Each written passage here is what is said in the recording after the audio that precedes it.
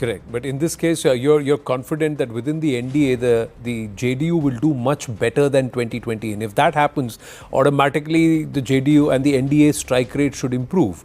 The other aspect is how important is the social sentiment on ground. The fact that women can work late hours, people can go out, law and order largely is far more improved in terms of Sushasana compared to the Lalu Raj or the Jungle Raj. But interestingly, to counter that or counterbalance that, more than 45% of this current voter base has not seen Jungle Raj or anything beyond Nitish Raj. It's either always been Nitish who's been the thing.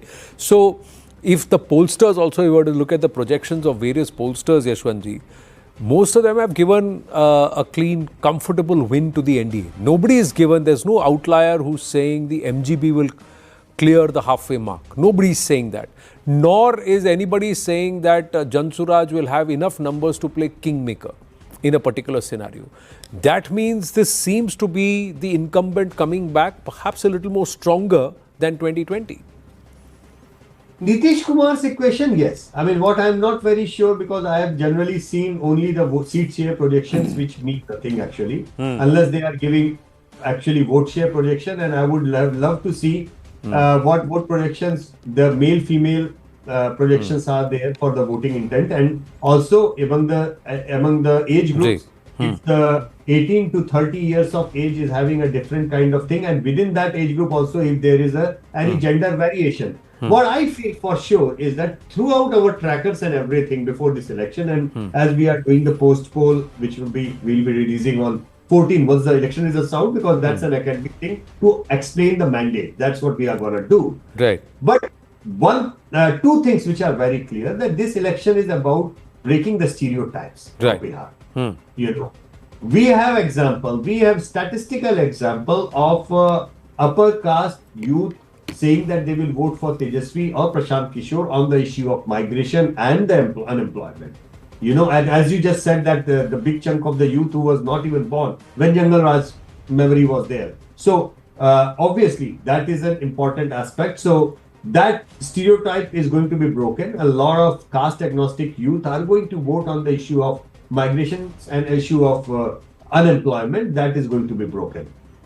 Second thing, similarly, on the other side, females even from the conservative backdrop of Yadav and Muslim families, not 100% are going to vote for them. There is going to be a chunk, there is going to be breakaway faction, and definitely all across the Bihar, there would be female voters who will be voting absolutely unlike their male counterparts or their family, purely on the issue of what they are getting from Nitish Kumar. So that goodwill is for Nitish Kumar, no doubt about that. So these two vote banks are going to break the stereotype, break the equations, and it is not going to be the same again. Anybody who tries to overanalyze now Bihar purely from the caste and religious arithmetic, I think they need to take a break. They need to look into these new equations which are emerging, which are bound to be replicated by the other states, by the way. Bound to be replicated.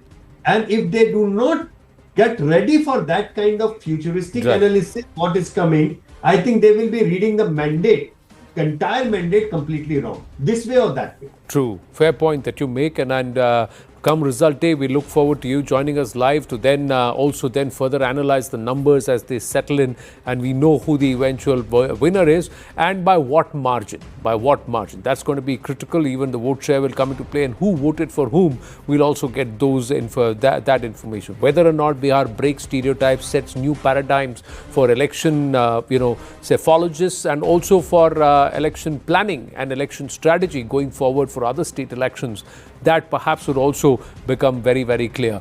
Yashwant Deshmukhji, always a pleasure speaking with you. Thank you for your time. And on that note, we're going to call it a wrap on this edition of The Right Stand. Namaste. Thank you for watching.